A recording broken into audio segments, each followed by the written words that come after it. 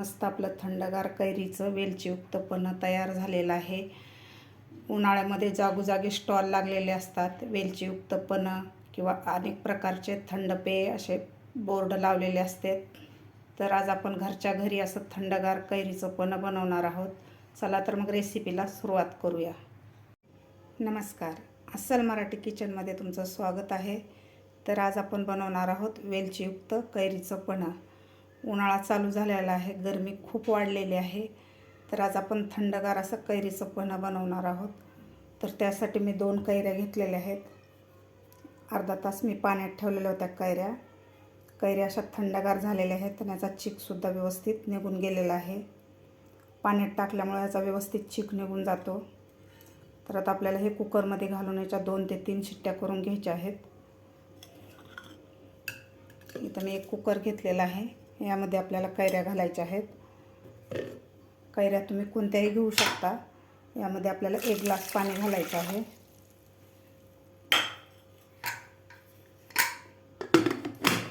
त्याला झाकण लावून आपल्याला 2 ते 3 शिट्ट्या करून घ्यायच्या आहेत।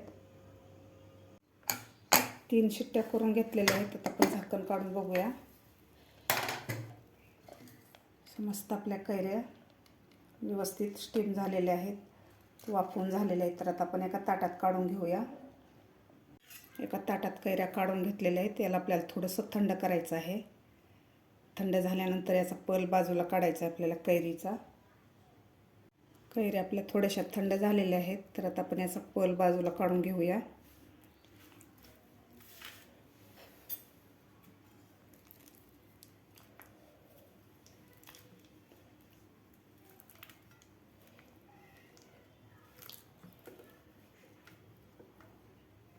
सालीचा सुद्धा आपल्याला पल बाजूला काढून घ्यायचा आहे।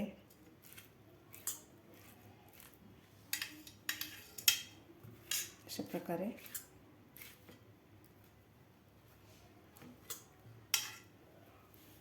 कोळीचा सुद्धा आपल्याला व्यवस्थित ह्याचा पल काढून घ्यायचा आहे बाजूला।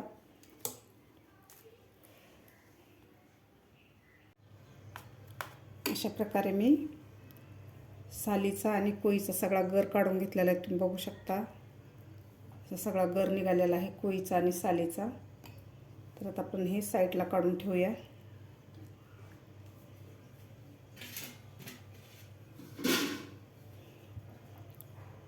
तर हा गर मी मोजून घेतलेला आहे। 1 वाटी गर आहे, तर त्याला आपण 1 वाटी गूळ घालणार आहोत। या ठिकाणी तुम्ही साखर सुद्धा वापरू शकता। आता आपल्याला व्यवस्थित मिक्स करून घ्यायचा आहे गूळ। मी गूळ खिसून घेतलेला आहे, त्यामुळे पटकन मिक्स होतो आंब्याच्या गरमध्ये।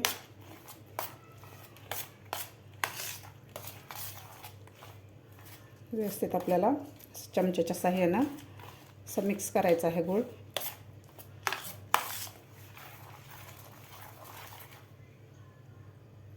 आता आपल्याला हाताने व्यवस्थित गूळ मिक्स करून घ्यायचा आहे। यामध्ये घालायची आपल्याला थोडीशी वेलची पूड, त्यानंतर काळं मीठ घालायचं आहे यामध्ये आपल्याला थोडंसं। आता व्यवस्थित आपल्याला हाताने मिक्स करून घ्यायचं आहे,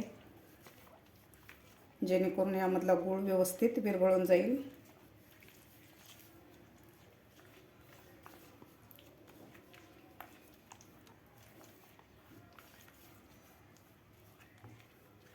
व्यवस्थित मिक्स करून घेतलेलं आहे।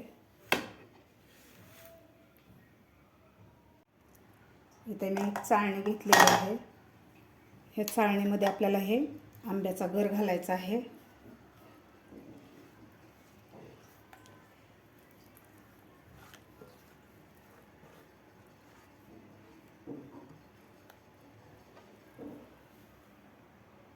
आता आपल्याला चमच्याने व्यवस्थित हे गर गाळून घ्यायचं आहे। यामध्ये गुळाचे खडे किंवा आंब्याचे जेम्स राहिलेले असते, त्यामुळे आपल्याला गाळून घ्यायचं आहे व्यवस्थित।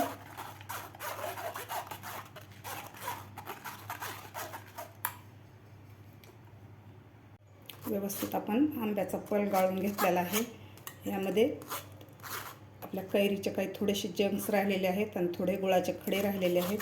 हे आपल्याला आता बाजूला काढून घ्यायचे आहेत। मस्त आपला आंब्याचा गर तयार झालेला आहे.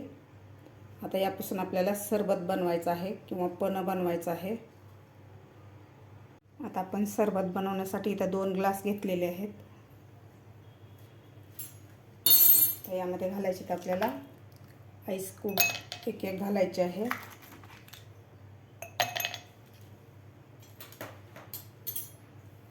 तर यामध्ये घालायचे आता आपल्याला हे बनवून घेतलेलं आपण कैरीचं पन्ह घालायचं आपल्याला. यामध्ये 2-2 चमचे घालायचे आपल्याला यामध्ये, कारण ग्लास आपले मोठे आहेत. छोटे जर ग्लास असले तर 1 चमचा पुरेसं होतं.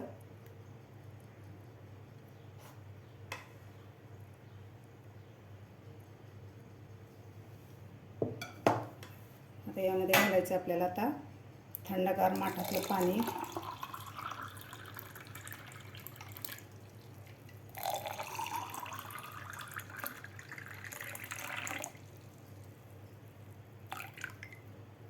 आता आपल्याला हे व्यवस्थित मिक्स करून घ्यायचं आहे.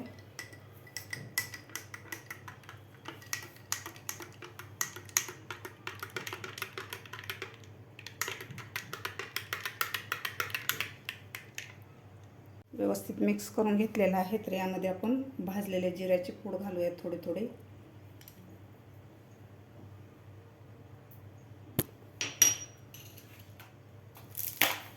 त्यानंतर यामध्ये आणखीन आपल्याला आईस क्यूब घालायचे आहे एक एक. मस्त थंडगार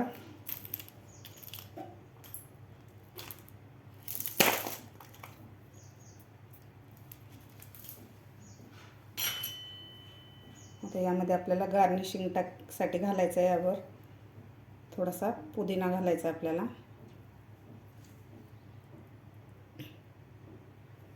यावर आपण गार्निशिंगसाठी घातलेला आहे पुदिना थोडा थोडा. असं मस्त थंडगार आपलं वेलचीयुक्त कैरीचं पन्ह तयार झालेलं आहे. तुम्ही सुद्धा नक्की ह्या उन्हाळ्यामध्ये नक्की करून बघा. तुम्हाला माझी आजची ही रेसिपी कशी वाटली हे नक्की कमेंटद्वारे सांगा. माझा व्हिडिओ आवडल्यास लाईक, शेअर आणि सबस्क्राईब करायला विसरू नका. भेटूया अशाच एका नवीन रेसिपीसोबत. तोपर्यंत मस्त खा आणि स्वस्त रहा.